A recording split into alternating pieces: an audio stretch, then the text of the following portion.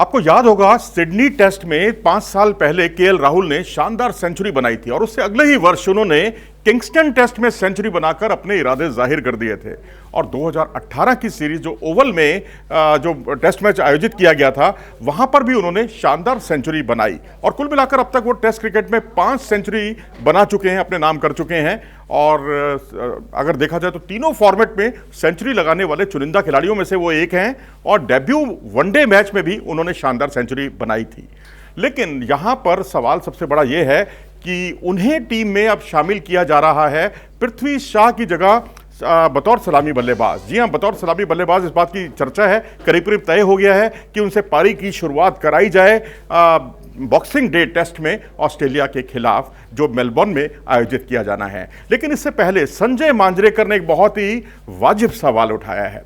संजय मांजरेकर तो खुद भी तकनीकी तौर पर बहुत ही मजबूत खिलाड़ी हुआ करते थे, कमेंटेटर हैं थोड़े, हालांकि कमेंटेटर के तौर पर विवादास्पद रहे हैं कई मामलों में, लेकिन उन्होंने जो सवाल उठाया है वो ये है कि केएल राहुल की अगर आप टेस्ट क्रिकेट का जो परफॉर्मेंस देखेंगे पिछले 5 सीरीज का, वो बहुत ही खराब रहा है। और उनका कहना है कि अगर आप आईपीएल के प्रदर्शन को देखते हैं उसके आधार पर टेस्ट की टीम का चयन करते हैं, टेस्ट में उस किसी खिलाड़ी को मौका देते हैं, तो ये बिल्कुल मुनासिब नहीं होगा। ये बात वो बहुत पहले कह चुके हैं।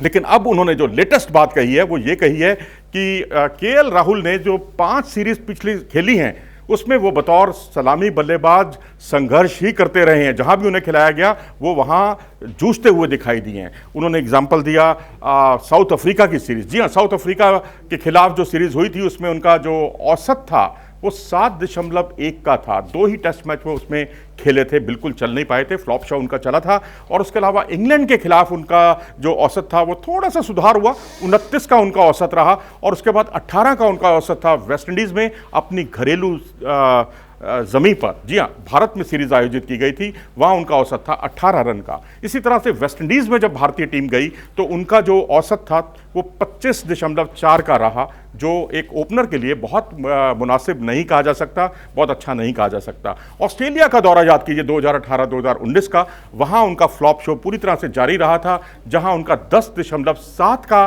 उनका औसत रहा था।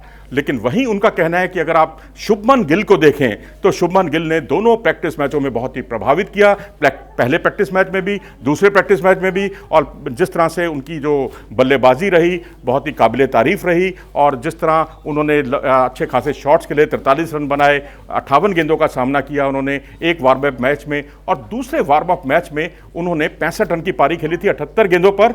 और उन्होंने एक अच्छी रिदम दिखाई, अच्छी लय दिखाई। और ऐसे खिलाड़ी को अगर अवसर नहीं मिलता बतौर ओपनर तो ये बहुत मुनासिब नहीं होगा। उनका कहना है केएल राहुल जूझते हुए हमेशा दिखाई दिए हैं, लेकिन पूरे जो क्रिकेट फ्रेटर्निटी है, क्रिकेट से जुड़े हुए जितने भी लोग हैं, दिग्गज हैं, उन सबकी एक ही राय है कि केएल राहुल का तजुर्बा भारत के लिए बहुत उपयोगी साबित हो सकता है। बतौर ओपनर उनको खिलाना चाहिए और नंबर 5 या नंबर 6 पर शुभमन गिल को खिलाना चाहिए। तो ऐसी स्थिति में क्या केएल राहुल की जो पिछली 5 श्रृंखलाओं में चल रही जो आउट ऑफ फॉर्म है उसको आधार बनाना चाहिए, या मौजूदा स्थिति में वही एक अच्छे ओपनर हैं? अपनी राय हमें ज़रूर दें। अगर आपको ये वीडियो पसंद आया हो तो इसे लाइक करें और हमारे चैनल को सब्सक्राइब भी करें।